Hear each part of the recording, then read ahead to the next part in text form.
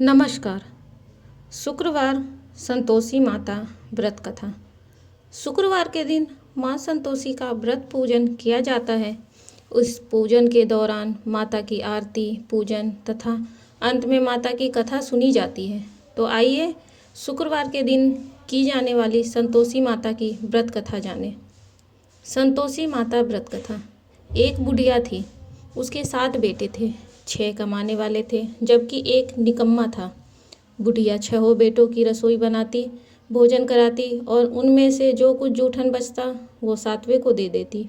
एक दिन वह पत्नी से बोला, देखो मेरी माँ को मुझ पर कितना प्रेम है। वह बोली, क्यों नहीं, सबका जूठा जो तुमको खिलाती है।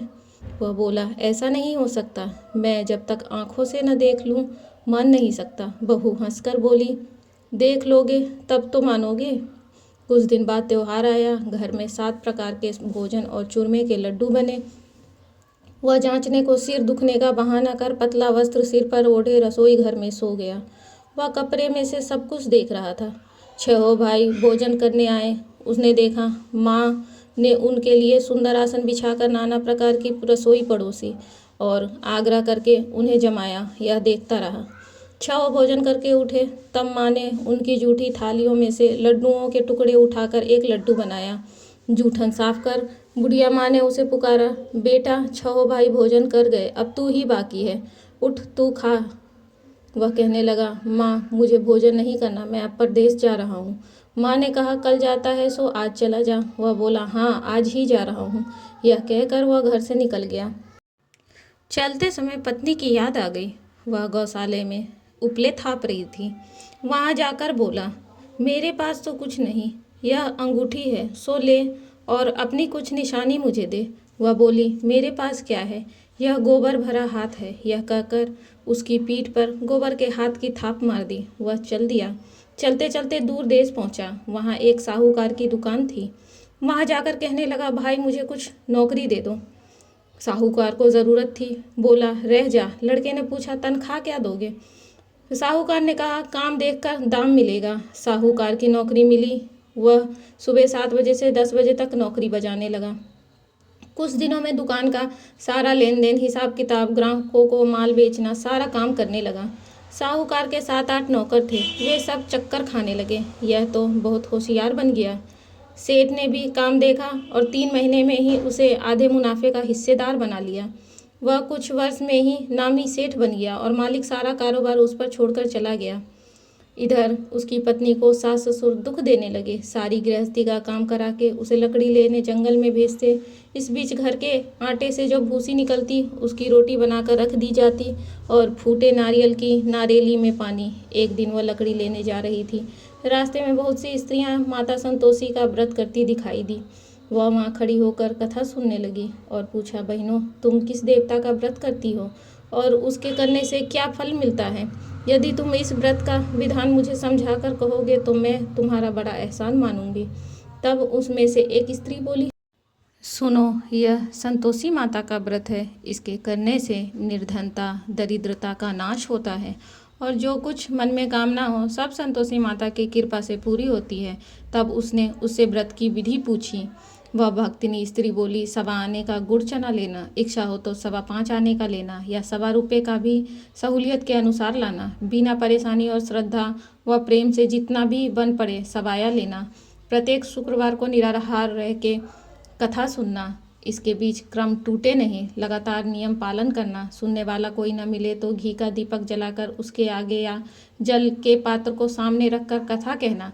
जब कार्य सिद्ध न हो नियम का पालन करना और कार्य सिद्ध हो जाने पर व्रत का उद्यापन करना। यदि किसी के ग्रह खोटे भी हो तो भी माता वर्ष भर में कार्य सिद्ध करती हैं। फल सिद्ध होने पर उद्यापन करना चाहिए, बीच में नहीं। उद्यापन में 2.5 सेर आटे का खाजा तथा इसी परिणाम से खीर तथा चने का साग करना। 8 लड़कों को भोजन कराना, जहाँ तक मिले देवर जेठ भाई बंधु के हो, न मिले तो रिश्तेदारों और आस पड़ोसियों को बुलाना। उन्हें भोजन कराकर यथाशक्ति दक्षिणा दे माता का नियम पूरा करना। उस दिन घर में खटाई न खाना। यह सुन बुढ़िया के लड़के की बहू चल दी। रास्ते में लकड़ी के बोझ को बेच दिया और उन पैसों से गुड़ चना ले माता के व्रत की तैयारी कर आगे चली और सामने मंदिर देखकर पूछने लगी, यह मंदिर किसका है। सब कहने लगे संतोषी माता का मंदिर है। यह सुनकर माता के मंदिर में जाकर चरणों में लेटने लगी, दीन हो विनती करने लगी। माँ, मैं निपट अज्ञानी हूँ, व्रत के कुछ भी नियम नहीं जानती, मैं दुखी हूँ। हे माता जगत जननी, मेरा दुख दूर कर, मैं तेरी शरण में हूँ। माता को दया आई। एक शुक्रवार बीता कि दूसरे को उसके पति का पत्र आया और तीसरे शुक्रवार को उसका भेजा हुआ पैसा आ पहुँचा। यह देख जेठ जिठानी मुँह सिकोड़ने लगे। लड़के ताने देने लगे। काकी के पास पत्र आने लगे, रुपया आने लगा, अब तो काकी की खातिर बढ़ेगी। बेचारी सरलता से कहती, भैया कागज आवे रुपया आवे, हम सबके लिए अच्छा है। ऐसा कहकर आंखों में आंसू भरकर संतोषी माता के मंदिर में आ मातेश्वरी के चरणों में गिरकर रोने लगी। माँ, मैंने तुमसे पैसा कब मांगा है? मुझे पैसे से क्या काम, मुझे तो अपने सुहाग से काम है। मैं तो अपने स्वामी के दर्शन मांगती हूँ। तब माता ने प्रसन्न होकर कहा, जा बेटी, तेरा स्वामी आएगा। यह सुनकर खुशी से बावली होकर घर में जाकर काम करने लगी। अब संतोषी माँ विचार करने लगी, इस भोली पुत्री को मैंने कह तो दिया कि तेरा पति आवेगा, लेकिन कैसे? वह तो इसे स्वप्न में भी नहीं याद करता। उसे याद दिलाने को मुझे ही जाना पड़ेगा।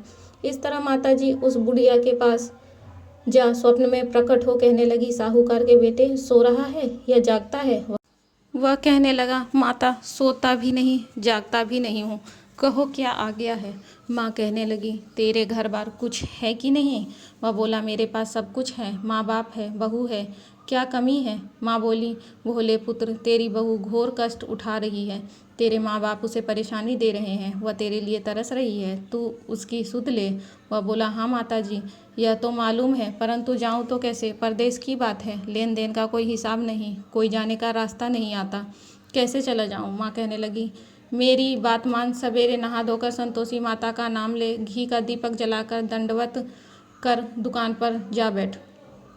देखते देखते सारा लेन देन चुक जाएगा, जमा का माल बिक जाएगा, साँझ होते होते धन की भारी ढेर लग जाएगी। अब बूढ़े की बात मानकर वह नहा धोकर संतोषी माता को दंडवत घी का दीपक जला दुकान पर जा बैठा। थोड़ी देर में देने वाले रुपये लाने लगे, लेने वाले हिसाब लेने लगे।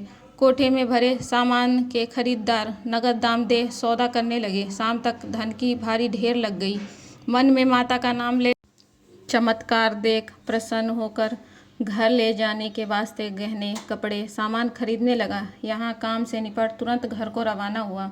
उधर उसकी पत्नी जंगल में लकड़ी लेने जाती है। लौटते वक्त माताजी के मंदिर में विश्राम करती। वह तो उसके प्रतिदिन रुकने का जो स्थान ठहरा। धूल उड़ती देख वह माता से पूछने लगी, हे माता, यह धूल कैसे उड़ रही है? माता कहती है, हे पुत्री, तेरा पति आ रहा है।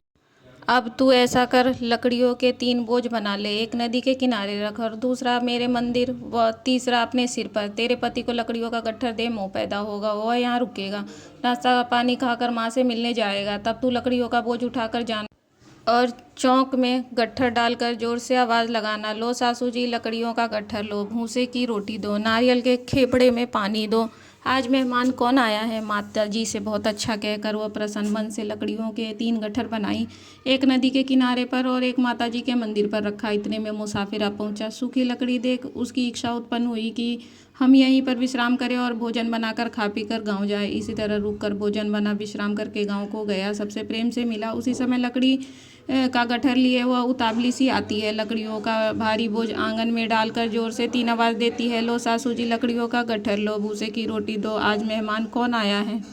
उसकी आवाज़ सुन उसका पति बाहर आता है। अंगूठी देख व्याकुल हो जाता है। माँ से पूछता है, माँ यह कौन है? माँ बोली, बेटा यह तेरी बहू है, जब से तू गया है तब से सारे गांव में भटकती फिरती है, घर का काम काज कुछ नहीं करती, 4 पहर आकर खाना खा जाती है। वो बोला, ठीक है माँ, मैंने इसे भी देखा और तुम्हें भी, अब दूसरे घर की ताली दो, उसमें रहूँगा मैं। माँ बोली, ठीक है, जैसी तेरी मर्जी। तब वह दूसरे मकान की तीसरी मंजिल का कमरा खोल सारा सामान जमाया। बहू सुख भोगने लगी। इतने में शुक्रवार आया। उसने पति से कहा, मुझे संतोषी माता के व्रत का उद्यापन करना है। पति बोला, खुशी से कर लो। वह उद्यापन की तैयारी करने लगी। जिठानी के लड़कों को भोजन के लिए कहने गई। उन्होंने मंजूर किया, परंतु पीछे से जिठानी ने अपने बच्चों को सिखाया, देखो भोजन के समय खटाई मांगना, जिससे उसका उद्यापन पूरा न हो। लड़के जीमने आए, खीर खाना पेट भर खाया, परंतु बाद में खाते ही कहने लगे, हमें खटाई दो, खीर खाना हमको नहीं भाता, देखकर और रुचि होती है। वह कहने लगी, भाई खटाई किसी को नहीं दी जाएगी, यह तो संतोषी माता का प्रसाद है। लड़के उठ खड़े हुए, बोले, पैसा लाओ। भोली बहू कुछ जानती नहीं थी, उन्हें पैसे दे दिए। लड़के उसी समय हट करके इमली खटाई ले खाने लगे। यह देखकर बहू पर माता जी ने कोप किया। राजा के दूत उसके पति को पकड़ ले गए। जेठ जेठानी मन माने वचन कहने लगे, लूट लूट कर धन इकट्ठा कर लाया है, अब सब मालूम पड़ जाएगा जब जेल की मार खाएगा। बहू से यह सहन नहीं हुआ। रोती हुई माताजी के मंदिर गई, कहने लगी, हे माता, तुमने क्या किया? हंसा कर अब भक्तों को रुलाने लगी। माता बोली, बेटी, तूने उद्यापन करके मेरा व्रत भंग किया है। वह कहने लगी, माता, मैंने कुछ अपराध नहीं किया, मैंने तो भूल से लड़कों को पैसे दे दिए थे, मुझे क्षमा करो, मैं फिर से तुम्हारा उद्यापन करूंगी। माँ बोली, अब भूल मत करना। वह कहती है, अब भूल नहीं होगी, अब बतलावो में वे कैसे आवेंगे? माँ बोली, जा पुत्री, तेरा पति तुझे रास्ते में आता मिलेगा। वह निकली, राह में पति आता मिला। वह पूछी, कहाँ गए थे? वह कहने लगी, इतना धन को जमाया है, उसका टैक्स राजा ने मांगा था, वह भरने गया था। वह प्रसन्न हो बोली, भला हुआ, अब घर को चलो। कुछ दिन बाद फिर शुक्रवार आया। वह बोली, मुझे फिर माता का उद्यापन करना है। पति ने कहा, करो। बहू फिर जेठ के लड़कों को भोजन के लिए कहने लगी। जेठानी ने एक दो बात सुनाई और सब लड़कों को सिखाने लगी, तुम सब लोग पहले की तरह खटाई मांगना। लड़के भोजन से पहले कहने लगे, हमें खीर नहीं खानी, हमारा जी बिगड़ता है, कुछ खटाई खाने को दो। वह बोली, खटाई किसी को नहीं मिलेगी, आना हो तो आओ। वह ब्राह्मण के लड़के लाकर भोजन कराने लगी। यथाशक्ति दक्षिणा की जगह एक एक फल उन्हें दिए। संतोषी माता प्रसन्न हुई। माता की कृपा होते ही 9वें मास में उसको चंद्रमा से के समान पुत्र प्राप्त हुआ। पुत्र को पाकर प्रतिदिन माता जी के मंदिर को जाने लगी। माँ ने सोचा, यह रोज आती है, आज क्यों न इसके घर चलूँ। यह विचार कर माता ने भयानक रूप बनाया। गुड़ चने से सनामुख, ऊपर सूंड के समान होठ, उस पर मक्खियाँ भिन भिन कर रही थी। देली पर पैर रखते ही उसकी सास चिल्लाई, देखो रे, कौन चुड़ैल डाकिनी चली आ रही है, लड़कों इसे भगाओ, नहीं तो किसी को खा जाएगी। लड़के भगाने लगे, चिल्लाकर खिड़की बंद करने लगे। बहू रोशनदान से ये सब देख रही थी। प्रसन्नता से पगली बन चिल्लाने लगी, आज मेरी माताजी मेरे घर आई है। वह बच्चे को दूध पीने से हटाती है, इतने में सास का क्रोध फट पड़ा। वह बोली, क्या उतावली हुई, बच्चे को पटक दिया। इतने में माँ के प्रताप से लड़के ही लड़के नजर आने लगे।